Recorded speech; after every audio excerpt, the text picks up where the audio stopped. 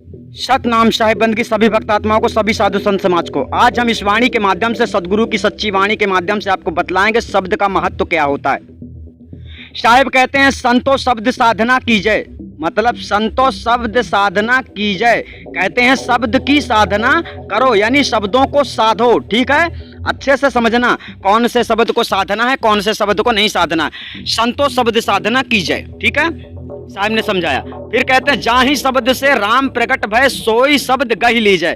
ठीक है, इसका तात्पर्य है, एक बार जब रामचंद्र जी कौशल्या के गर्भ धारण करने के पहले प्रकट होकर दर्शन देते हैं, वहीं पर गाया जाता है भय प्रकट कृपाला दीन दयाला। तो उस समय जब वो प्रकट होकर दर्शन देते हैं, इसके बाद में गर्भ धारण करते हैं। तो यहाँ पर हम आपको बतला देना चाहते हैं कि उसी शब्द के बारे में सदगुरु कह रहे हैं कि वही शब्द धारण कर लीजिए। अब वह शब्द आपको भेदी गुरु के बिना प्राप्त नहीं होता है। तो आइए चलते हैं।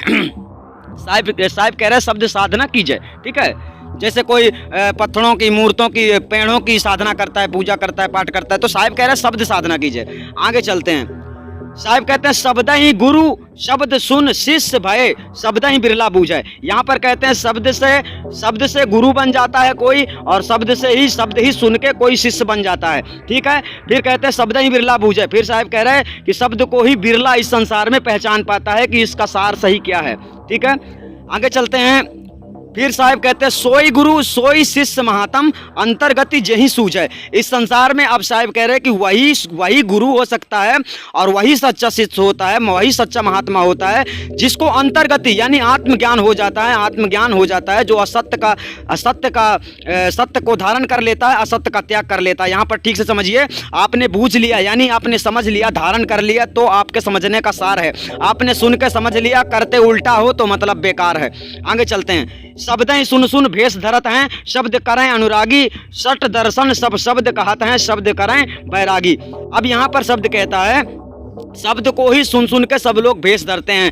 कोई पीले लाल कपड़े पहनता है, कोई सफ़ेद हरे कपड़े पहनता है, कोई किसी प्रकार के कपड़े पहनता है, कोई उसको कह देता है भाई ऐसे कपड़े पहनो, ऐसे कपड़े पहनो। इसी प्रकार से उसके अंदर अनुराग हो जाता है, यानी किसी भी धर्म प्रथा संप्रदाय में जाना और उसकी भक्ति करना अनुराग माना जाता है। यानी किसी भी लाइन में दृढ़ संकल्प से लग जाना अनुराग माना जाता है। ठीक है, षट दर्शन, 6 शास्त्र की बात यहाँ पर आ गई। षट दर्शन जो षट दर्शन जो ज्ञान है, षट दर्शन मतलब 6 शास्त्र में भी शब्द ही लिखा हुआ है, और शब्द से ही मनुष्य को वैराग्य होता है। ठीक है, शब्द ही सुन सुनकर, जैसे कि आपको किसी ने कह दिया ऐसा काम नहीं करना चाहिए तो आपको नहीं करना है। ठीक है, तो किसी का त्याग करना वैरागी है। ठीक है, तो वह शब्द ही आपको वैराग्य कर सकता है। आइए जानते हैं, शब्द को आपको साधना है। शब्द ही चारों वेद कहते हैं शब्द ही सब ठहराम है। ठीक है, अब शब्द ही कहते हैं कि शब्द ही चारों वेद जो है शब्द फरमाते हैं। चारों वेद शब्दों से ज्ञान देते हैं और शब्द से ही सब कोई ठहराता है। कोई ओम बता रहा है, कोई सोहम बता रहा है। ठीक है, कोई सत नाम बता रहा है, कोई सार शब्द बता रहा है, कोई आद नाम बता रहा है, कोई निज नाम बता रहा है, कोई कई नाम बता रहा है। यानी शब्द को ही परमात्मा ठहरा रहा है। शब्द से ही शिक्षा आपको मिल रही है। ठीक है, शब्द से ही आपको शिक्षा मिल रही है। लेकिन शब्द सब ठहरा में साहिब कह रहे हैं, मतलब सबको इस शब्द में ही ले जाकर ठहरा देता है, दूसरी कोई पहचान नहीं है। ठीक है ना, परमात्मा की यहाँ पर बताते हैं। जैसे किसी ने बताया शंकर जी परमात्मा है, तो ये भी शब्द है। किसी ने कहा कबीर परमात्मा, ये भी शब्द है। तो शब्द ही सब कोई ठहरा रहा है। आगे चलते हैं। फिर साहब कहते हैं शब्द ही मुनि जन संत कहते हैं शब्द भेद नहीं पावे। पहले ऊपर से कहा शब्द ही चारों वेद कहते हैं शब्द सब ठहराम है, शब्द ही मुनि जन संत कहते हैं शब्द भेद नहीं पावे।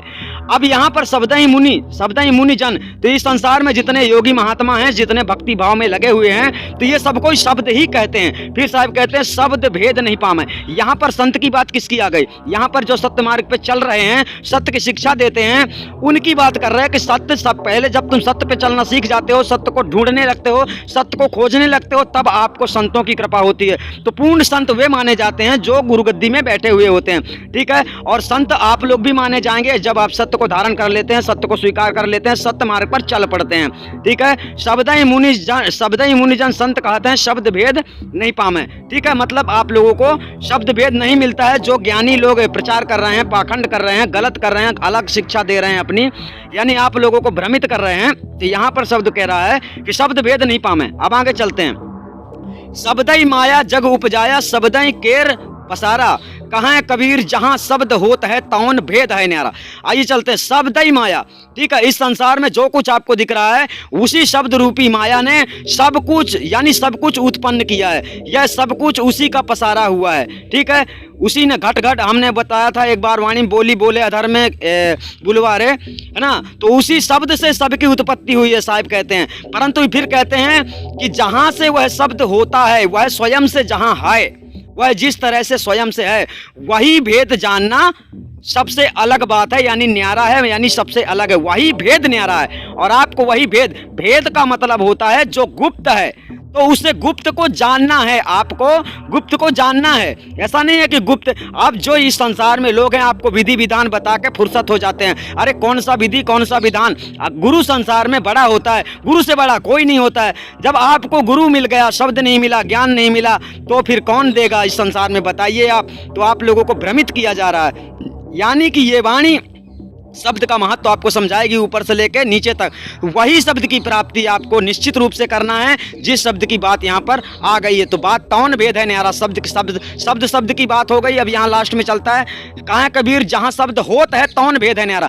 जहाँ शब्द स्वयं से हो रहा है वह भेद न्यारा है। वह शब्द काया में हो नहीं रहा है, ये ध्यान रहना, वो शब्द स्वयं में है। ठीक है, परंतु वह शब्द आपके अंदर ही मिलेगा, परंतु वह भेदी गुरु के द्वारा 3 सेकंड के अंदर, 5 सेकंड के अंदर आपको प्राप्त होता है। वही सच्चा भेदी सार शब्द आपको देता है, तभी आपको प्राप्त होता है। अर्थात आपको आदि अनादि मुक्ति पंथ में निश्चित रूप से मिल जाएगा। और उस शब्द की खोज में आप मत चलो, आप ये चलो, आप इस तरह से खोजो कि सत्य कहाँ है, सत्य कौन बोल रहा है, सच्ची शिक्षा कौन बोल रहा है। यानी गुरु की निंदा सुने जो कहना, ताको निश्चय नरक निदाना। अगर आप जानते हैं हमारे गुरु की निंदा हो रही है और लोग हमारी गुरु की निंदा कर रहे हैं, तो फिर इस बात को भी जान लीजिए कि आपके गुरु ने कुछ गलत किया है और वास्तव में गलत किया है, उसका खोज कीजिए। जब खोज ना मिले और आपका गुरु किसी प्रकार से गलत नहीं है और दूसरा कोई उसे गलत कह रहा है, तो आप उससे निश्चित रूप से भिड़ भी सकते हैं, ऐसा कोई बात नहीं है। क्योंकि जब गलत नहीं किए हो, गलत आपका गुरु ने नहीं किया है, तो आप उनसे भिड़ सकते हो।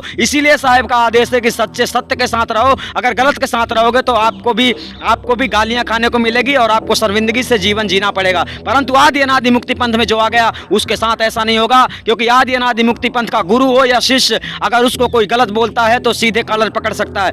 ये सच्चे की मतलब एक दावत है। सच्चे में इतनी हिम्मत है, सच्चे में इतनी ताकत होती है कि वह किसी के भी गिरेबान को पकड़कर यानी खींच सकता है। यानी जब तुमने गलत नहीं किया है, तुम्हारे गुरु ने गलत नहीं किया है, तो तुम्हारे गुरु को गलत बोल कौन सकता है। और कोई बोलता है तो आप उसे बराबर जूते मार सकते हो।